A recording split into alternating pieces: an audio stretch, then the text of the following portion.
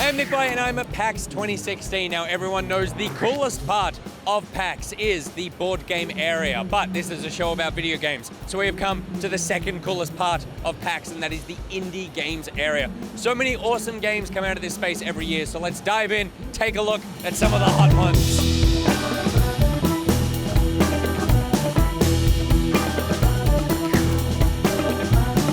I'm here with Craig from Shy Kids Club. Talk to me about the incredible journey of you and I, which is the name of your game and not like our time together. No, it's a bit of both, really. It's a game about cooperation where two people are controlling the same ship. Ultimate goal is to free the world from a whole bunch of pesky party monsters that have come to take over and just be loud. But we're really trying to focus on getting people to cooperate so that one person can't do everything by themselves. Yeah, I really liked that when I was playing it. You get the feeling that, you know, you might be better at the shooting than I am at the flying, but you do need to do both. You do need to switch it around. And there's some great parts, particularly like there at the end, where you feel like you're getting a rhythm of what's happening. Yeah, we've seen that as well. There's been times where we've had a mum play it with her young son, and she was like better at the game as a whole, but she could like avoid the bullets while he would practice getting better at shooting the enemies. So yeah, getting people at different levels to play together has been really fun. And this is a game that you and your wife have developed. Yeah, Nicole did all the amazing art for it, and I'm on the programming side, and we share the design responsibilities. And talk to me about the process of working with your wife. Yeah, working with Nicole's awesome. A lot of the times we will come up with an idea together, but then I wake up the next morning and she's made a monster that sucks up air bubbles and farts them out, when all we really needed to do was move the bubbles over. So being able to work with her is amazing. We just stay up late making games together. It's really cool. And what did you develop it in? Just using Unity, and she's doing a whole bunch of stuff with Spine and Photoshop to get all the animations, and I'm using an add-on called Playmaker to help with the visual scripting and coding of the game, because I actually can't program. Oh, really? Yeah, so it's a cool little add-on in Unity. It was like $40 that lets me just connect a whole bunch of nodes together and do some visual scripting. So how much experience do you actually have making games? Not much. I'm lucky. During the day I work at AIE, and I'm surrounded by like Evergreen and a whole bunch of other devs who, during their lunchtime while they're just trying to eat a sandwich, I'm smacking it out of their hand and saying, tell me how I can be better. And they're nice enough to give me some tips. I'm not blowing smoke. I'm incredibly surprised because that felt really accomplished. I love the, beyond just the visual design, the actual mechanic of where you switch between the two, like you go into the colored sort of like haze thing and you switch.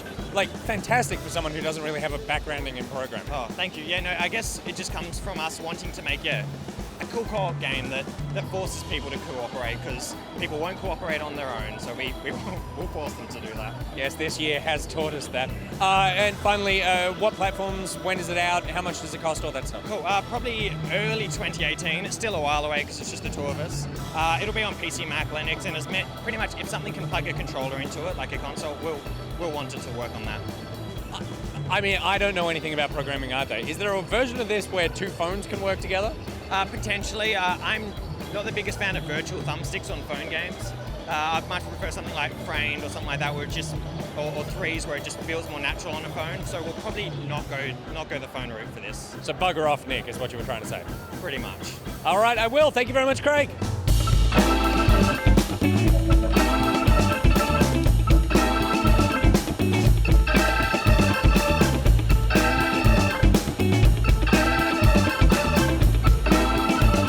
I like this one.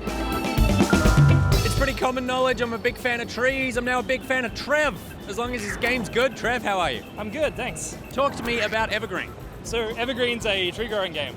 So each level is a key time period throughout Earth's history. You start off at the very start of life on Earth. This whole level is about luring life out of the ocean for the first time. Then you move on to like dinosaurs, Ice Age, all the way up to the current day. Now, are you making some No Man's Sky promises you're not going to be able to cash? No, we're not. We are probably about 80% done. We're just finishing up the last couple of levels. Take me through it, I'm keen to see. We have a really simple system for growing our trees. You just kind of click and drag out to grow out branches and roots. They grow somewhat slowly over time. And so you can just design this to kind of look however you want? Yeah, pretty much.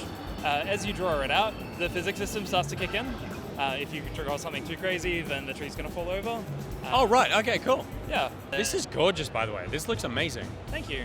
You can drop stuff to provide nutrients to the soil around you. Yep. As branches and stuff decompose, they like increase a ring of like vegetation that grows around you. Right, so you're kind of making your own compost and that sort of thing? Yeah, exactly. What was the inspiration behind making the game? Funnily enough, we were joking when we suggested the game. One of the guys looked out the meeting room window and said, "Why don't we make a game where you're a tree?" Everyone kind of laughed and joked about it, and then as we discussed it, we kind of thought, actually, this might actually work. We made a prototype for a bunch of other games, and this one was by far the coolest, and it was the most different idea, so we decided to go with this. Because when I walked over here, the thing that attracted me first was, like, obviously the look of the game and the trees and stuff, but it said it was kind of like a Zen game where you could control the growth of the tree. Yep. Made me think of games like Mountain or something, where you have that mountain, but this actually seems like, while it does seem Zen, I'm seeing a bunch of the stats on the side here that I need to fill up. Like, there seems to be quite a bit to do here. It's not just watching a tree grow. Yeah, exactly. You have full control. You've got in each level a bunch of objectives that you're trying to do. It's a lot more to it than just Mountain, where you're just watching a mountain. This, you're like actively taking control of the tree. Yeah, Mountain. That's a quote from Trev.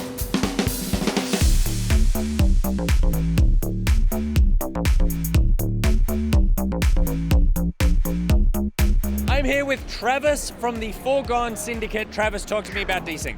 Hey, Desync is a fast-paced, really challenging single-player action FPS for the PC. Yes, it is. It's a score-based shooter. It's all about doing really interesting, really complex things in an FPS environment, only for PC, and beating your friends online with the leaderboards. Now, I gotta say, this game looks sexy as hell. How does it look this sexy? Mainly colors. You'll notice there's a lot of purple. Purple's the sexy color. We use a lot of it. But on top of that, we spent 2 years crafting this thing, and it looks really great now, and that's because of all the hard work we put into it. The game is really Twitch-based, really fast. Is it endless wave modes? Like, is there an end to this game? Yeah, of course. It's all handcrafted, so no like random continuous play, no like roguelike stuff. It's all like pure 90s shooter. Everything's been handcrafted by level designers for specific reasons, and yeah, it's wave-based like that. There's lots of really nice little touches to it. Particularly, I like the combo kills that you can do, where you, like, I'm shooting people into traps and they're exploding. Comes up in your journal. There's a stack of this sort of stuff in there. Yeah, there's a ton of combos in the game. So like we're tracking everything you do throughout the game, doing different events, like linking them to give you score. That's how you get like a lot more score. The combos vary from like easy to hard. Some of the ones you were doing were like pretty hard, but like launching it, like so instead of just like left clicking on a guy, I'll left click at his feet, like shoot a rocket at his feet, launch him in the air, hit him out of mid-air. That's a combo. When are you looking for the game to be coming out as well? We're scheduled for early 2017, and that's about all I can say. Q1 2017. And the other thing is, I noticed you got a little Adult Swim logo up in the corner there. What happened? What happened there? I don't really know how that happened. We just sort of fell into it, and then they didn't say anything about it. So I don't even know if they know we're in the books. But no, they're great. They emailed us. We were shocked and surprised, and we've been working with them for like a year and a half, and they've been really helpful. The game wouldn't be in the current state if it wasn't without them, so they're great. We love them. Do you know where they saw the game in the first place? I think it was our Greenlight trailer that was about a year and a half ago. They messaged us after that, so it would have been the Greenlight trailer. You can look up now, which just looks nothing like what you just played. Well, what I just played was something I very much liked. That was heaps of fun, man, and good luck. Thanks so much for being here. Okay, so there's 3 very cool games that we looked at today, and I want to look at more. We just walked through the space. There are so many games here. It seems even bigger than it was last year, so we're going to come back with another episode where we look at a few more that I've just spotted. I'm super keen to try them out. Everyone here is so lovely, and it's so amazing seeing not so many games being made here, but so many games as well being made by Australians here that are really interesting, really fun. We're coming back here tomorrow. So many interesting games. I cannot wait to check them out. So until tomorrow, NichBoy out. Mwah! The toy company promptly removed the page once they realized how sorry they were about the whole mess. An official statement from the Canadian government reads, sorry. And staying with our apologetic cousins, Ubisoft Montreal have been accused of some Sam Fisher level espionage of the corporate variety. So they're wearing a tie while garroting someone, or perhaps even garroting them with the tie itself. Make it look like an accident. But we all know who did it. The creator of Rayman.